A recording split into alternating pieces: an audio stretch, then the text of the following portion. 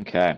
Well, welcome everybody. My name is Brad Walchmit. I'm an engineer consultant who works with the Nashville Department of Transportation on the Neighborhood Street Traffic Calming Program. And this morning, we're here to talk about that and Jonquil Drive.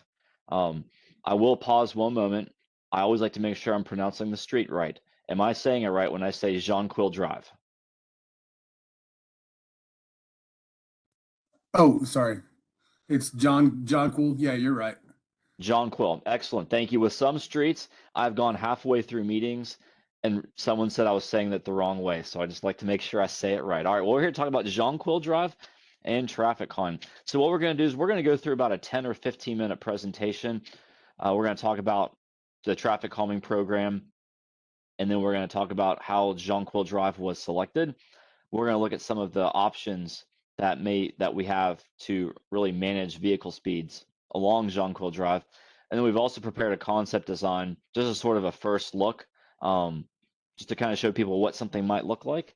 But yeah, we'll go ahead and get it through that. So after the 10 or 15-minute presentation, we're going to open up for questions or comments, and we're going to stay here as long as you all need to make sure we answer every question that you have. So we're going to go and jump back into that presentation. I'm going to share my screen.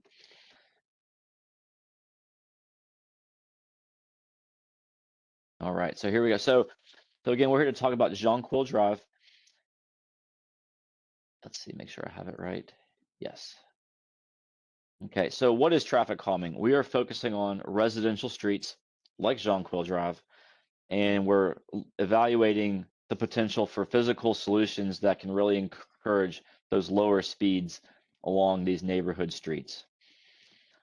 We like to go over the 3 E's of traffic calming. The first is education. This meeting right here is a wonderful example of education. We as the engineers can educate you on possible engineering tools to maybe help with vehicle speeds, but you all can help educate us in addition to the data we have on some of the things you're seeing. And together, it's a really good team, but this education is absolutely part of it. Enforcement is definitely one of the E's of traffic calming. That is enforcing the posted speed limits. Um, it's something that NDOT does not have as much jurisdiction over the actual enforcement, but it is an important part. What NDOT does have jurisdiction over is this third E, the engineering. That's where we're looking at the street. What things can we do as engineers to work to slowing down these vehicle speeds? Pedestrian safety and really everyone's safety is very much a primary reason why Nashville has their traffic calming program.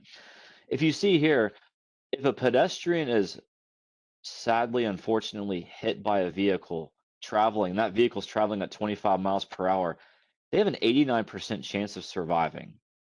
And now, if you look on the far right, if that same vehicle is traveling 45 miles per hour and it hits a pedestrian, they have a much, much less chance of surviving. That is something Nashville takes note of and is working to see what can be done to really manage vehicle speeds, especially in residential streets and through the traffic calming program. So this is certainly a reason why this program is present to really work on streets. Now, over 460 streets have been applied for on traffic calming. Many people are having experiences where they wish cars were traveling slower. About 6 weeks ago, 26 were selected. And the 20 and Jonquil Drive was one of those 26. So that's why we're here. So that means someone would have submitted an application for Jonquil Drive. It went into that pool of over 460 streets, and NDOT determined it was one of the 26 that it was going to go ahead and it's now in the traffic calming program. So how did it get chosen? Well, we collect a lot of data. One thing we look at is we choose a day and we go and actually we determine how many cars are driving on your street on Jonquil Drive and how fast are they going. So how the faster cars are going over, then it's more needing of traffic calming. We also look at things like, are there schools, are there parks, are there things that people want to be walking to and from in that vicinity of the street? We also look at that non-driver accommodation there. Um, what the example that I like to give is if you don't have a sidewalk along your street, that means people are having to walk in the street. Um, And what that means is there's a higher chance that a car that's not traveling safely could really cause a bad crash. That helps the scoring for traffic calming. So whereas a street that has sidewalk, it still could be in traffic calming, but there is a sidewalk for people to walk on. So that's what that non-driver accommodation means. And then we also look on if there has been a history of pedestrian crashes, especially the ones where there's an injury or really sadly a fatality. We're looking at that also. And of all the 460 streets, when we looked at all of this combined, Jonquil Drive was one of the 26. Now, specifically, we are focusing on Harding Place to Paragon Mills Road. And you can see here on the day we counted what that speed was. 80, it's not average speed, it's 85th percentile speed.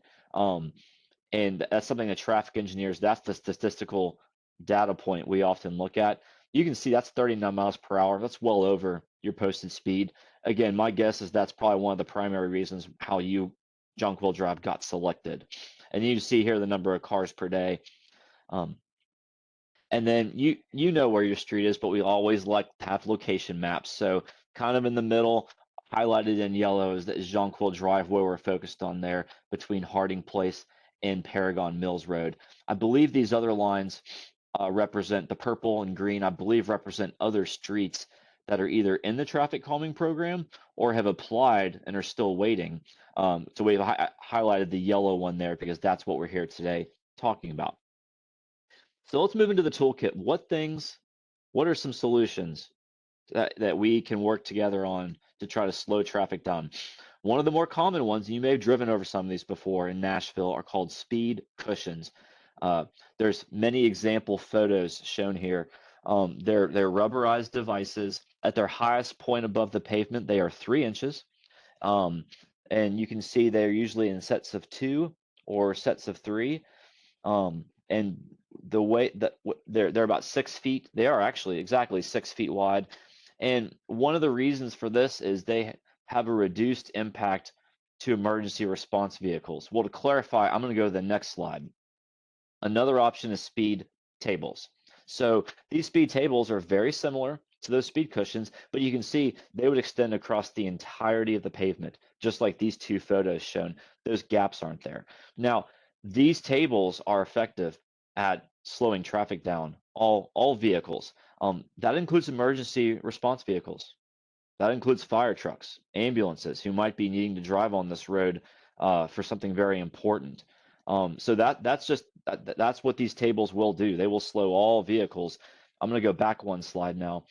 One of the reasons why Nashville and NDOT are leaning towards these speed cushions is they have a similar effect for many vehicles, but the fire trucks and the ambulances have a little bit of a wider wheelbase where their front tires can actually go through the gaps and straddle the speed cushions. Their back tires oftentimes have additional tires for all the weight back there. They may get up on the ramped parts. If you look in the bottom left corner, you can kind of see kind of that ramped part I'm talking about. So um, we say that the speed tables will slow all vehicles because they almost go out over them, but the speed cushions have a reduced impact to those emergency vehicles when you compare them to the speed table option. So we just want to make sure we clarify that. We can absolutely talk more if there's questions after the presentation. But the speed cushions are a very common, and you can put these on multiple locations along a street. We'll show an example of that in just a few minutes. We talked about the speed tables. Um, so NDOT has deployed many of these speed cushions throughout Nashville. And you can see here, they currently have 6 before and after streets where they've done before and after studies. And this data shows that speeds are being reduced with speed cushions. Now, they have 6 streets currently where they've done this study, but many speed cushions are being installed as we speak, where I would expect as the year progresses, this number will increase and they will have way more studies of the before and after. But what we're seeing is these speed cushions are effective in slowing traffic down compared to what they were before the traffic calming. Radar feedback signs are another example. It's not anything that goes in the pavement, but it is just like you see here, where you have a radar sign and it tells you what your speed is as you're driving toward it. And I believe if that digital readout begins to exceed the posted speed limit, I believe it turns red to sort of let drivers know they're doing something they shouldn't. Um, these can be effective, but the effectiveness can vary by location.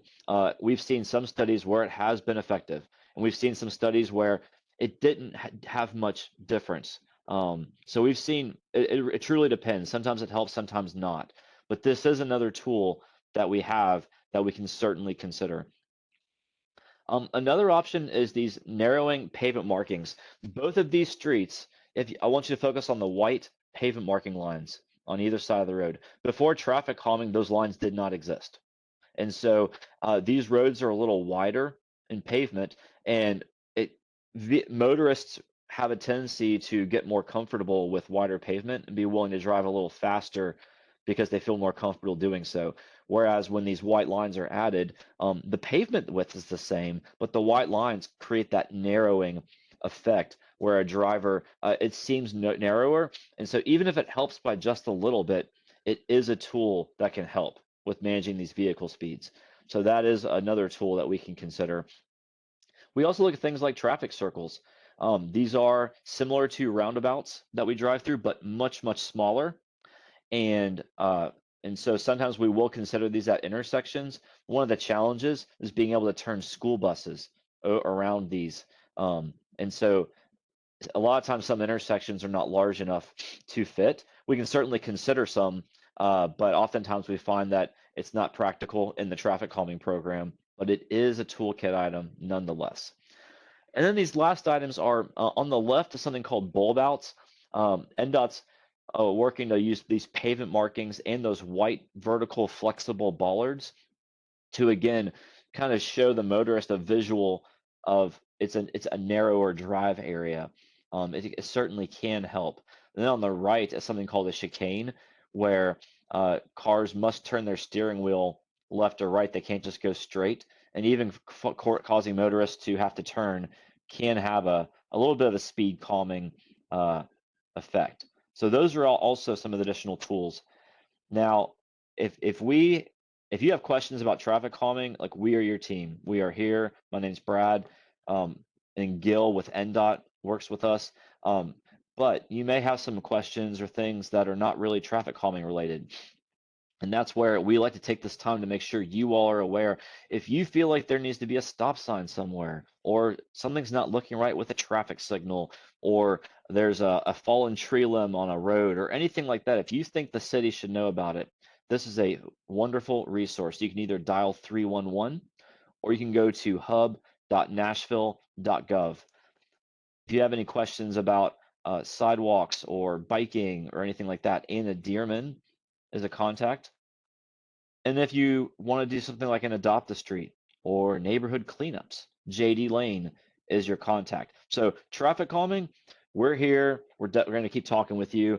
But anything else you ever may have, we like to make sure folks on these calls know who and how the right way would be to sort of look into those things. So back to traffic calming. I mentioned we had a concept design. This is an initial design for what a design might look like on Jonquil Drive. Real quick, you'll see in the bottom right, the north arrow is pointing to the right. So on the left there is Harding Place. And then as you move to the right on the screen, you're actually traveling north toward Paragon Mills Road.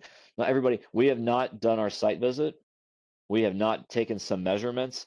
We can't put all these speed cushions right on steep hills, and we know you have some steep hills out here. So, so this is truly a concept, and we have some work to do to tidy it up. But this is just an example of what a design might look like. Everywhere you see a trapezoid that's yellow with the letter C, that represents one location where we would consider those speed cushions. So essentially what this concept design shows is 4 different locations along the street with those speed cushions. And then I want to call your attention to kind of near the north, between Verbania Drive and Paragon Mills Road, there's an R in orange and an orange diamond. That's one of those radar feedback signs. Now, again, this is a concept. We may change some of this the reason why we initially have thought about wanting to look further into that is because I believe as you're traveling north on Jonquil, as you reach that point, you're going down a very steep hill, I believe. And so we can't put speed cushions right on a steep hill. These things get bolted into the pavement. They're pretty secure, but on steep hills, they really don't, they could shear off. And so the radar feedback sign there is the reason why we initially are contemplating that. But this is what a concept design or what a design could look like. Now, and so we can certainly come back to this with some questions or comments, but I want to make sure people know in this process, where are we? Well, this is meeting number one. We're talking right here at meeting number one. Our next steps after this meeting is going to go to actually do some site visits on Jonquil, and we are going to take some measurements. We're going to refine that design. Really going back to here, this doesn't really this isn't as specific as we're going to end up. What we're going to do is, well, after our site visit, we're going to prepare a more detailed design. We're going to be more zoomed in so you can see better. We're going to identify exactly whose front yard and whose street address each of these cushions are going to be proposed. We don't know that yet, but when we go through our design on this chart and when we are at meeting number two, we will have that level of detail at meeting number two at a later date. And after that meeting, if we get any feedback for things we need to change, we'll edit the design. Or if we're good to go after that second meeting, we'll proceed to the online ballot. I want to talk about that. This is a program where we as the engineers want to prepare a design that we feel comfortable with as engineers, but ultimately it is the property owner's choice along Jonquil Drive for whether this happens or not. So once the design is finalized, before that second meeting, you'll get a mailer in your mailbox letting everybody know about that second mailer, the second meeting. And then after that second meeting, we're going to do something called an online ballot. You will get a third mailer that's going to give instructions for how to go into Nashville's webpage and cast your online ballot. If you're a property owner that has property adjacent to Jonquil Drive, you'll be involved. And we will open up a 6-week voting period. And during that period, each property owner on Jonquil Drive will have the chance to vote yes, I want this traffic calming to happen, or no, I do not want this traffic calming to happen.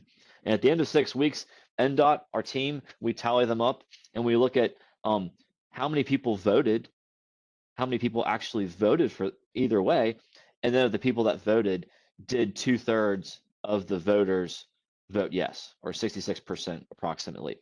And if the vote is successful, then NDOT's going to order those materials. They're going to get their contractor lined up. They're going to get installed. But if the vote is not successful, then the speed cushions would not happen, and we would look at some alternative measures that maybe won't be as effective, but could still help a little bit. So those sort of the flow chart for where our next several steps will be. So here we are at meeting one. I always make sure we all know where we're at with that. So again, my name is Brad. I want to open it up to questions.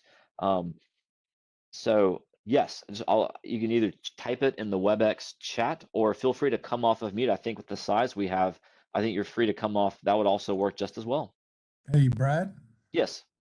Hey, Philip Byard here, 4845 Jonquil Drive. We live right next to the intersection of Verbena and Jonquil, kind of adjacent to where you're talking about putting the radar sign just down Okay.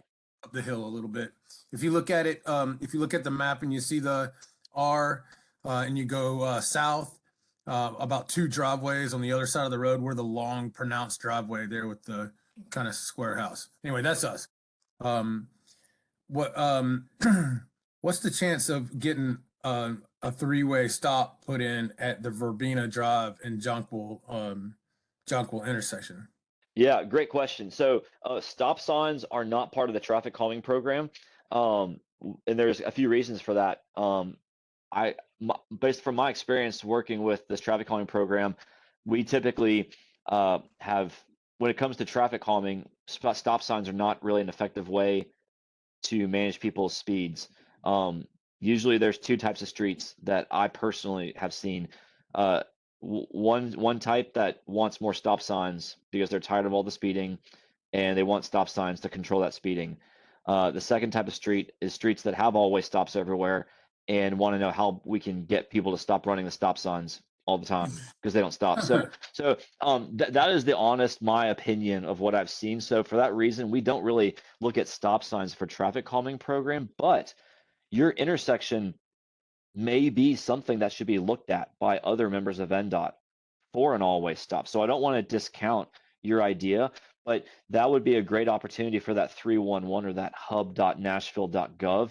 But we will not be adding stop signs as part of the traffic calming program. Okay. All right. Yeah. And then you said, I just want to confirm, you said like 66% of the people that actually respond to it, or 66% of the people that live on Jonquil? Yeah, thank you. So the example I like to give is I don't know how many property owners are along Jonquil Drive, but let's assume there's 100. Mhm. And if there's 100, all 100 will get that mailer ballot in the future. Mhm. But let's say only 10 people vote. Only 10 bothered to vote either way, but 7 of the 10 voted yes. That's 70% of those that voted. So that would be considered a successful vote because we do look at who all voted. We don't want to have people that don't care or don't vote. That shouldn't count for or against either way. So we only look at who actually votes.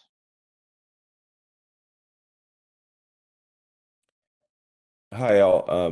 I'm Sam at 4878, and was curious. Maybe that intersection would be good for one of the small roundabouts. Yeah, you're talking there at Jonquil Drive at Verbania Drive. Urbania, yeah. I didn't know if that would potentially be that would help slow traffic Okay. instead of a stop sign. Yeah, no, thank you for that note. What we'll do is we will take a note of that, and when we do our site visit, which should be in the next several weeks, when we do that, we will take a look at it. We'll perform some measurements. We'll see if a traffic circle uh, could fit or not, and we'll be prepared at the second meeting to talk about it either way.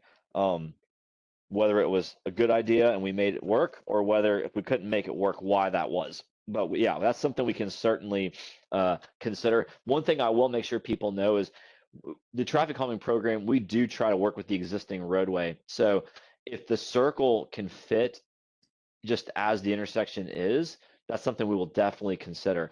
But anytime we start getting into something like the pavement needs to be widened, or right away or front yards need to be taken, like, we're not going to do it. The traffic calming program doesn't do any of that.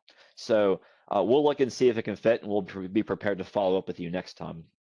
I think the reason why everybody's saying something about that intersection in particular is it's a blind intersection. You Right. know, the cars. I mean, literally, there's race cars going by doing 55 miles an hour, and I've seen them almost leave the pavement coming over the top of the hill.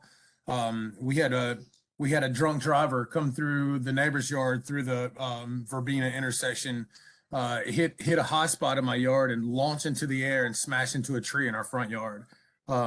We get just crazy drivers coming over that hill, and it's blind. There's no way to see. We've got little kids. We're scared to go in the front yard as a result of that.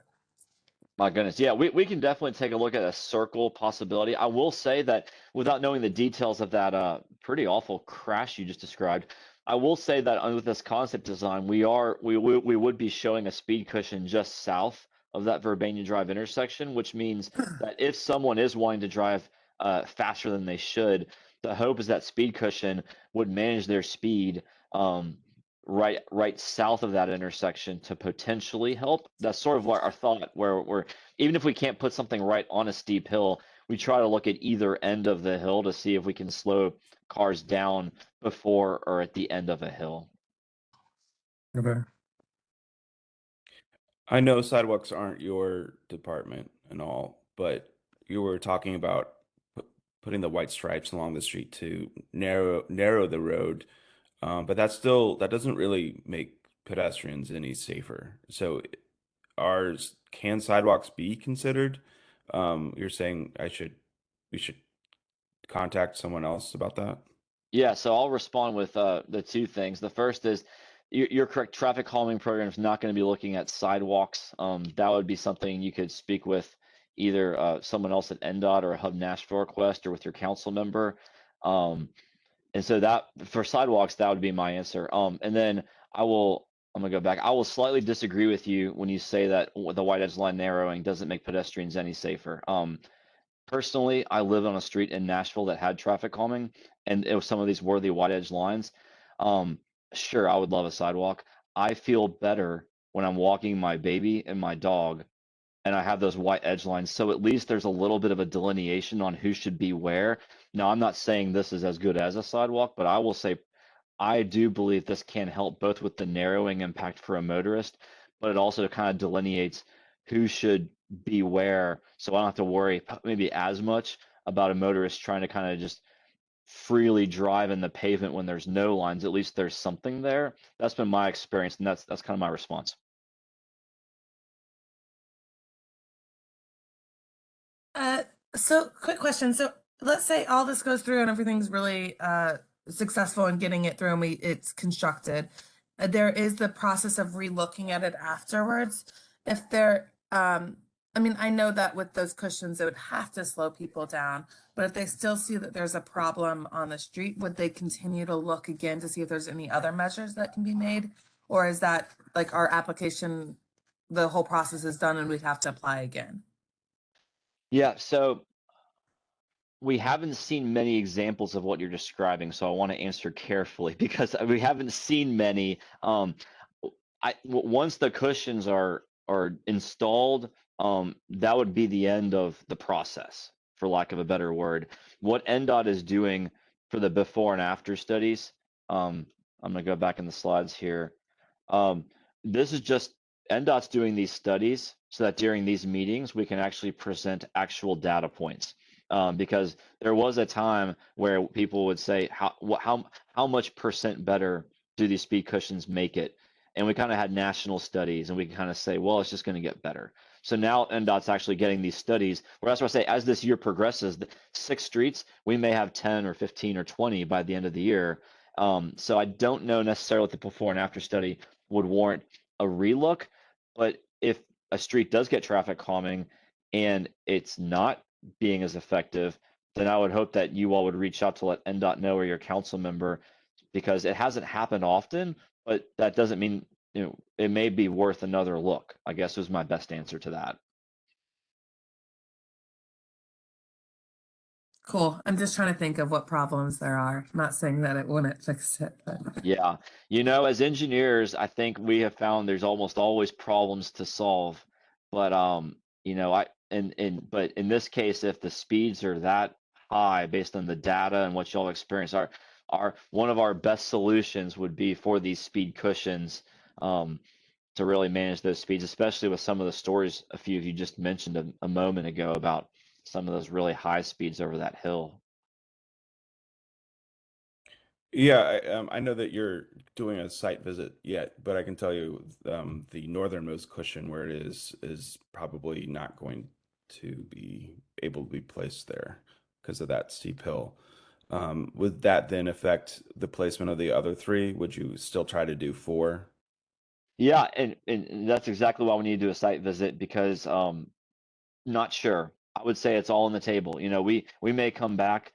I think the bottom line is we may come back with a design that shows 3 or 4 or 5. I think we won't come back with a design that shows 1 location, and we won't come back with a location that shows like 8 or 10. So I really, this plus or minus maybe 1 after our site visit. And again, we can't put the cushions right on steep hills, but so yeah, where that, I guess, rightmost C is closest to the Paragon Mills Road intersection, we're going to see how close can we get it up the hill before it starts getting too steep. That's kind of what we're going to be. So we may have to take our measurements and walk 25 feet and try again, because we want to try to get it where we can while still satisfying the warranty of the product that gets installed out here.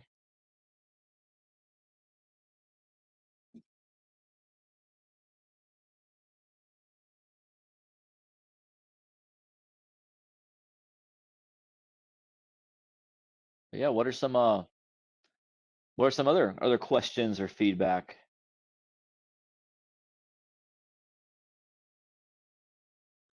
Thank you for doing this for all. Nelson, it just looks like to me if you put, I don't like those speed bumps, but I understand. But it looks like to me if you had one where the big hill is, and then one where Harding is, and forget or closer to Harding, nobody could get enough speed up between Harding and the big hill to go over 40 miles an hour.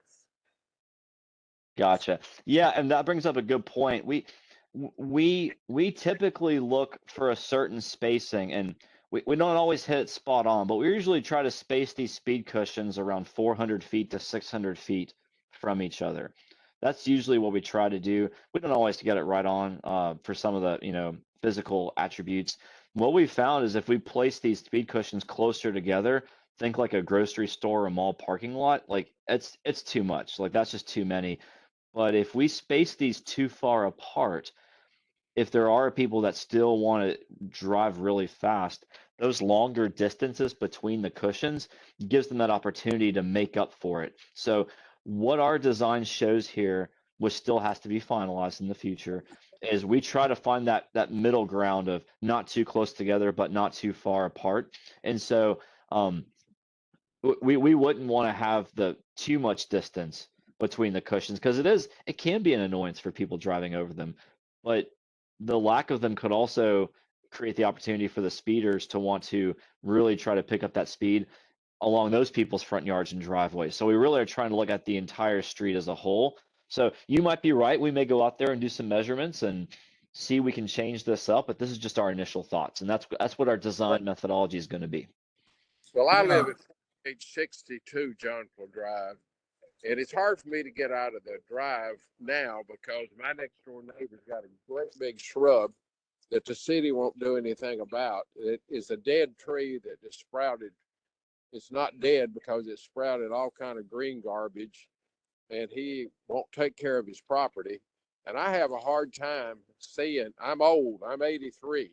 I have a hard time getting out. And if you put a speed bump in front of my house, I'm going to have even worse time trying to get out. I hate to be selfish about it, but I think that's true with several of the neighbors where if the city could, I've called the city about trying to get rid of this big old shrub thing and when y'all go out there, go look at it because it is absolutely doing no good. It's a dead tree with green sprouts. It's about 10 feet high, and he's cut the top of it. It's a terrible neighbor. I just hate to tell you, but we've lived in our house for 60. We were one of the first people to buy on Jonquil Drive, and anyway, and we like the neighborhood, and we like all our other neighbors, but this one guy, we can't. I can't see. It's dangerous for me to back out of my drive, and anyway, I'll hush. Nelson, Mr. Nelson, if you'll email me about that, give me the address and all that, we can handle that. I can send codes out there, and I can send NDOT, and we can. 4858, and it. No, it's the next one. It's 4860. Just email me because I want to get back on task. But if you'll just email me that address. Okay. Thank you. Yes, thank you.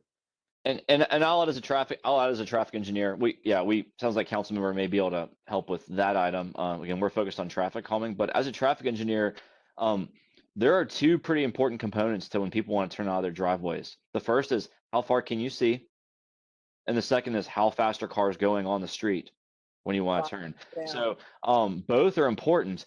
Traffic calming can absolutely help with that second part of how fast are cars going on the street. We don't have much problem with him driving too fast when he's trying to back out. Gotcha, understood. Yeah, based on the data, a real problem. Yeah.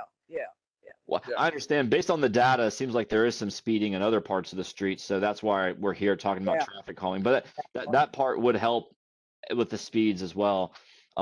So yeah, hopefully that will help with the vehicle speeds. Well, we appreciate what you're doing. Yeah, I'm glad you're doing something because it's dangerous the way it is, and we go to Paragon Mills Church of Christ, and when I go make a left turn on Jonquil to go on to Verbena, I gotta watch because they come up that hill pretty bad. Right. Yeah, that hill is something we'll definitely take a look at during our site visit because sometimes there's things that we can do. You know, sometimes there may not be much we can do because of how steep it is, but we're going to take a look at it and we're going to get creative if we need to see if we can find some ways to do something for people that just unfortunately want to drive way faster than they should be. And another thing, Paragon Mills Church of Christ is on Astor, and we tell people not to drive down that hill from Astor. So a lot of people go around and go down Verbena instead of going down Astor, because when you get to Astor and Paragon Mills Road, you can't see to pull out. And we've had, somebody got killed down there not long ago. So I imagine y'all were worried about that. But part of the problem is you can't come down Astor. So you have to go around and go down Astor. Down Jonquil. We put in an application for Paragon Mills Road too, Miss Nelson. Right. Good. I don't think it's going to be. I think there's because it's a different kind of a street. It's got to have parameters. Right. Yeah. Thank you. Thank y'all for what you're doing. Yeah, thank you for that feedback. Paul, I'll come help you cut that tree down if you want. Just get his permission. You better do it in the dark of night, because that guy won't even let me step on his property. I picked up. He cut branches in his yard and left them laying. I picked him up and I tried to make sure he wasn't watching me. He didn't know I did it, or he'd be mad. Okay, well, I fell in his driveway. We didn't expect anything out of him, but he didn't like me walking on his driveway. He's just an unusual guy. Okay. Well, yeah. Anything else on the Jonquil Drive traffic calming? Again, our next steps, I'm gonna go back to the flow chart. Our next steps would be to finalize our design, do our measurements, get a more detailed design, better show exactly where these cushions would be. We don't usually place them right in front of your driveways. We usually try to place them, I don't know, 20 or 25 feet away from driveways. So if you're turning in and out of your driveways, you're kind of straightened out by then. But that's the kind of stuff we'll be looking at. And next meeting number 2, we'll have much more detail to be able to show you all before we move into that voting period. Brad, you could put one just sitting out here and looking at the road. You could put one in between our driveway and Verbena. There's not so much hill there, and I think that'd slow them down on their descent down the hill. Okay. You see our driveway there, the long line, and Verbena, just right in that spot. It's not too steep yet. The steepness really starts past our driveway, so north of our driveway, but south between our driveway and Verbena, I think you probably could put one there. And that's the kind of thing we'll look at on our site visit, because, for instance, if we're out there and we see what you're saying, we may consider that, but we wouldn't keep that next one south of Verbena where it is. That'd be too close. So then we would start it almost becomes a little bit of a game. We got to kind of shuffle them around. So Exactly. we may end up putting it where you just suggested, but we would definitely adjust some of the locations further to the south. And so that's kind of what we as engineers will focus on. And so we may do what you said and shuffle some things around, or we may find a reason for why it needs to stay more like what it is. That's kind of TBD.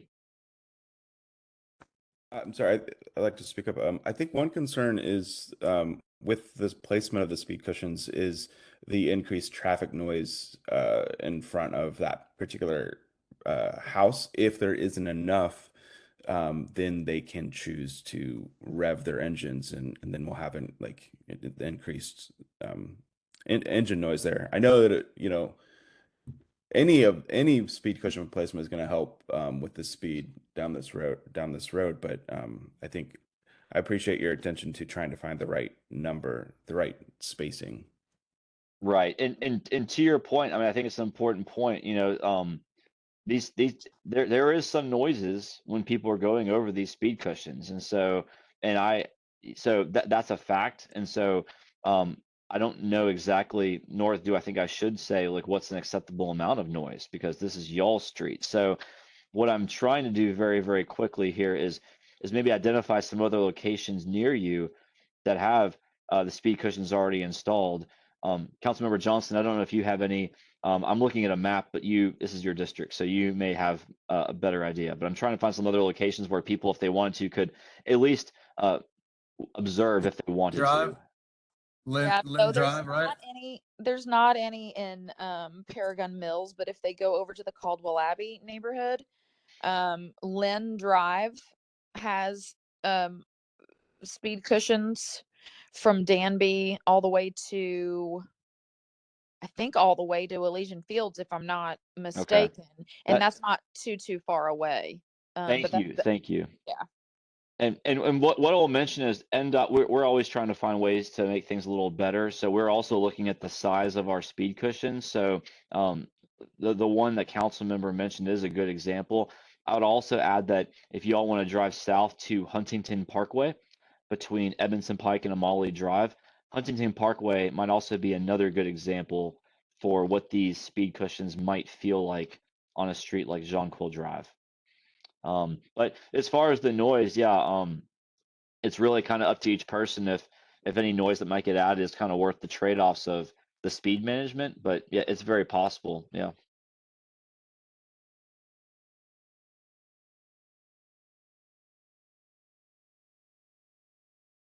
Well, great. Any other comments or questions? Courtney, aren't there those jagged lines somewhere near where you live? Like Yes, parallel. ma'am. Yes, ma'am. The zigzag lines, we put those as a sort of a pilot to see if that would help on Blackman Road, and it really didn't. Initially, it did because it came out of nowhere, and people just didn't know what was going on. But after a while, people just sort of get used to it, and it's Yeah. like it's not even there anymore. So it was just an example of like, we're going to try anything we can possibly try to get people to slow down. But I think, at the end of the day, truly, and I've been trying traffic calming stuff throughout the district for 3.5 years. The Right. only thing that truly slows people down is a vertical measure, or meaning something that they have to drive over. The radar signs aren't as effective. Sometimes they are, but for the most part, they're not. From what I've seen anyway. They don't like rumble strips. Rumble strips, we don't even use those anymore because they are loud. And actually, the faster you go over them, the less obnoxious they are in your car. So it's actually counterintuitive. But zigzag lines, not so much. Bollards help because it narrows your visual field, but people just hit them and knock them down so often that it's just a constant maintenance issue. So a lot of times those aren't necessarily the best.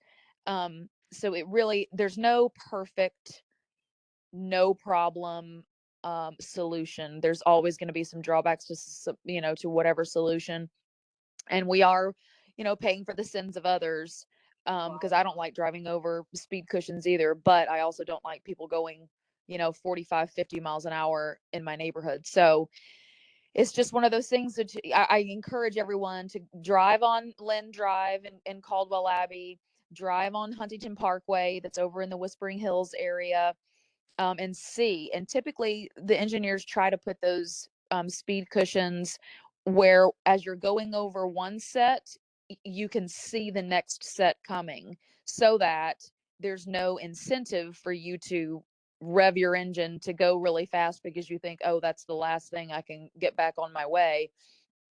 So that sort of manages that, so that the separation, or the distance between them, is really important. So they do it very thoughtfully.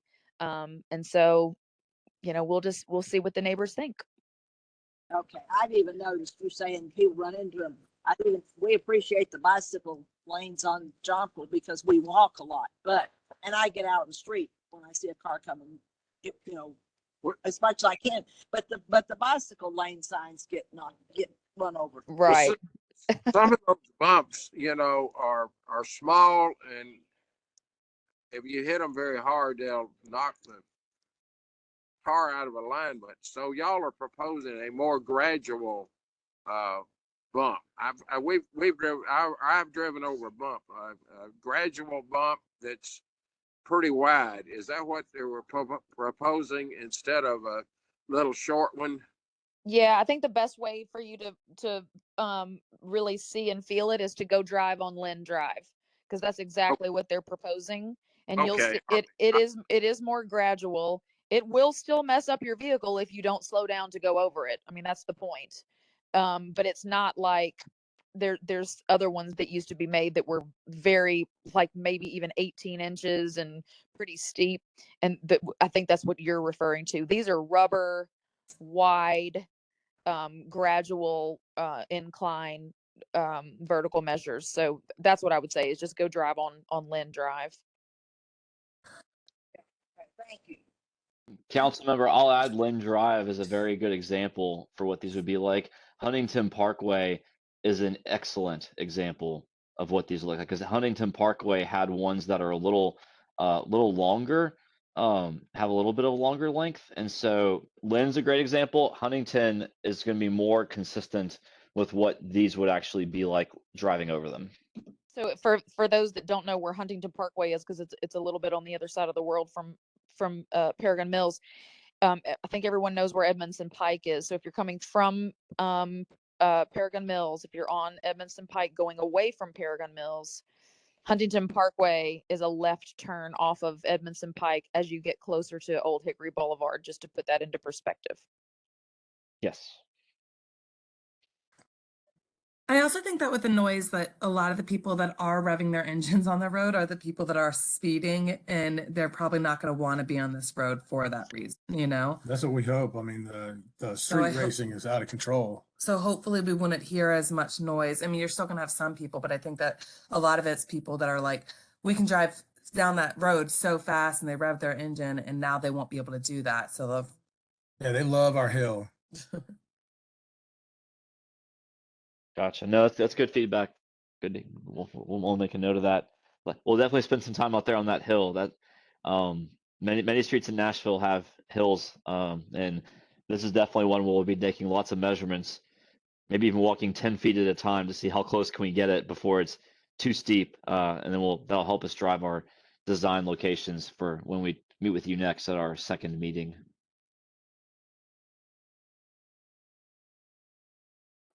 thanks y'all for taking the time to do this. Yeah, we appreciate it, guys. Happy Easter to everyone. Happy Passover. Absolutely. You guys too. Yeah, thank you. Thank you. Happy birthday. Bye. Oh.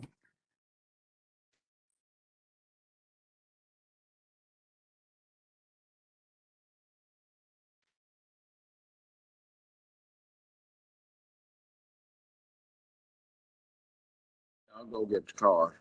I had a crazy idea. We're halfway to Ed Linda's.